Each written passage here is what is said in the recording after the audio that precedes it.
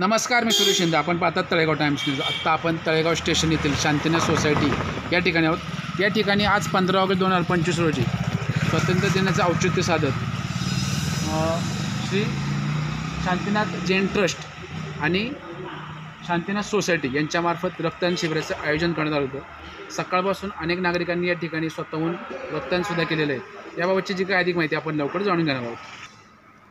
आत्ता आपल्यासोबत या ठिकाणी जे रक्तपेढीचे मालक आहेत ते सुद्धा आहेत आणि ज्यांनी रक्तदान शिबिराचं आयोजन केलं होतं ते सुद्धा आहेत. आपण त्यांच्याकडे जाणून घेऊया. सर नमस्कार.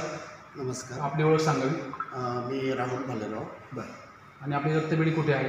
ही आपली रक्तपेढी ॲटोस्ट देव रोडमध्ये आहे. बरं. आता या ठिकाणी रक्तदान शिबिराचं आयोजन होतं. नक्की आपण कसा संपर्क केला किंवा नक्की कसं सांगावं लागतं की ज्या ठिकाणी आपण स्वतः जाऊन त्या ठिकाणी रक्तदान शिबिराचं आयोजन करतो? नक्की काय माहिती द्या? मी संकेत सरांना आणि सनी सरांना बरं भेटून त्यांच्यासोबत कॉर्डिनेट करून तसं मी कॅम्पचा अरेंज केलं. साधारण किती वर्षापासून आपली रक्तपेढी आहे? तरी 7-8 वर्षापासून आहे. बरं. आता या ठिकाणी रक्तदान शिबिराचं आयोजन होतं. साधारण किती रक्तदान झालं असं काय सांगा? टोटली 25 काउंट झाला आहे. धन्यवाद. आत्ता आपल्यासोबत ज्यांनी या ठिकाणी रक्तदान शिबिराचं आयोजन केलेलं आहे ते सुद्धा पदाधिकारी आपण त्यांच्याकडे जाणून घेऊयात. सर नमस्कार. नमस्कार. काय सांगाल आपण या ठिकाणी खूप छान असं रक्तदान शिबिर झालेलं आहे. आज 15 ऑगस्टसुद्धा आहे. आपण नक्की काय माहिती द्या? गेल्या 5 वर्षापासून शांतीनाथ आदिनाथ ट्रस्ट आणि शांतीनाथ सोसायटी यांच्या संयुक्त विद्यमानाने आपण 5 वर्ष 15 ऑगस्ट आणि 26 जानेवारी या 2 दिवशी पहिलं फ्लॅग होस्टिंग आणि त्याच्यानंतर रक्तदान शिबिराचं आपण आयोजन करत असतो. बरं. तर दरवेळेस आपल्याला बऱ्यापैकी चांगला प्रतिसाद मिळतो आहे. त्यानुसार आम्ही कार्यक्रमात अजूनही वाढ करत चाललेलो आहोत आणि आजही जवळपास 25 ते 30 लोकांनी रक्तदान शिबिरात भाग घेतलेला आहे आणि पुढच्या वर्षी पण 26 जानेवारीला आम्ही असंच परत आयोजन करणार आहोत. बरं. आता या ठिकाणी तुम्ही हॉल निवडला जिथं भरपूर उपक्रम होतात. साधारण वर्षभर आपल्याकडनं काय काय उपक्रम होत असतात? तसे तर या हॉलमध्ये 12ही महिने देवळाचे जे काही कार्यक्रम असतात ते होतच असतात आणि त्यासोबत हे 26 जानेवारी आणि 15 ऑगस्ट हा 1-2 कार्यक्रम याच्यात होत असतात. ओके सर, धन्यवाद. आत्ता आपल्यासोबत आयोजनामध्ये सहभागी असलेले दुसरे एक पदाधिकारी त्यांच्याकडे जाणून घ्या. सर नमस्कार. नमस्कार. ओळख सांगावी आपली. मी सनी अरविंद कटारिया, शांतीनाथ सोसायटीमधला रहिवासी, तळेगावकर. सर्वप्रथम सगळ्या नागरिकांना स्वातंत्र्य दिनाच्या हार्दिक शुभेच्छा. बरं. आता या ठिकाणी स्वातंत्र्य दिन आहे. 15 ऑगस्ट असो 26 जानेवारीचा आपल्याकडनं अतिशय चांगला असा उपक्रम साजरा केला जातो. तर नक्की आपण काय सांगाल याच्याबाबत की नक्की रक्तदान शिबिर का आयोजित केलं जावं? सर तर ॲक्च्युली आपण ज्यावेळेस कोविडनंतर भारत सरकारकडनं सेंट्रल गव्हर्नमेंटकडनं ह्याचं हर घर तिरंगा ही योजना राबली गेली होती. त्यावेळेस सोसायटीत प्रथमदा आपल्याकडे ध्वजारोहणाचा कार्यक्रम झाला होता आणि त्यावेळेस आपल्या लक्षात एक आलं. त्याच दरम्यान आपण काही इन्सिडेंट्स बघितले ज्यांना प्लाझ्माची गरज होती किंवा अशा बऱ्याच साऱ्या गोष्टी होत्या. तर त्यावेळेस आपल्याला एक अडचण ही उद्भवली की आपल्याच घरच्यांना ज्यावेळेस कोविड झाला असेल तर आपल्याला रक्ताची गरज पडते. तर हे नेमकं रक्त येतं कुठून? हे एवढा साठा तयार होतो कुठून?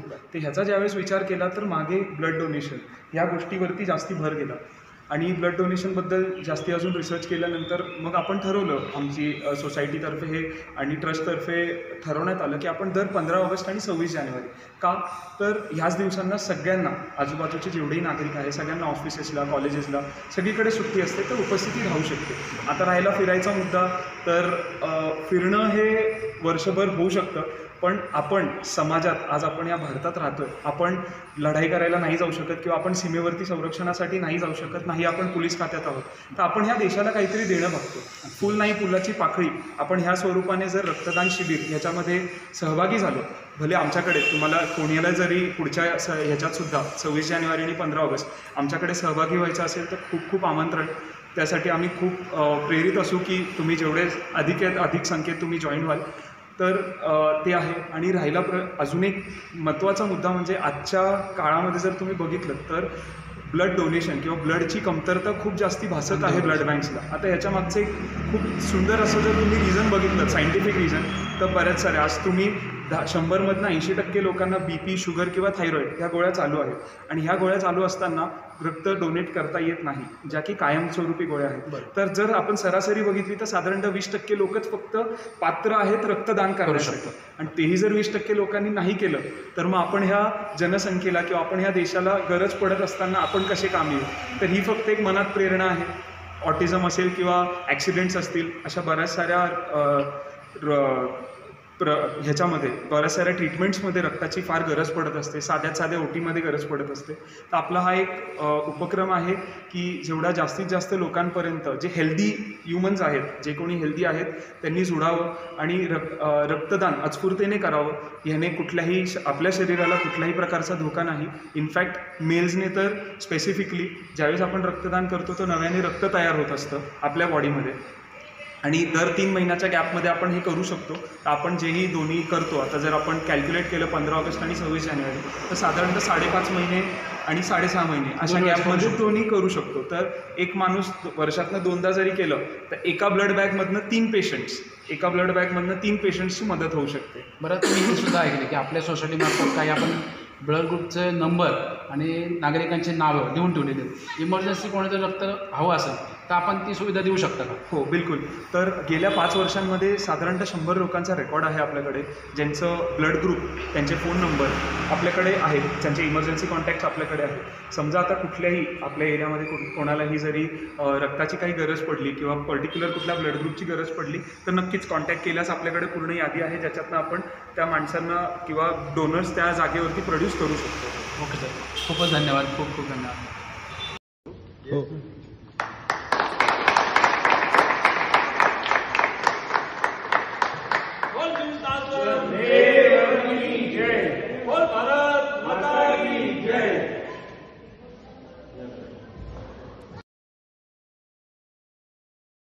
माता की जय, भारत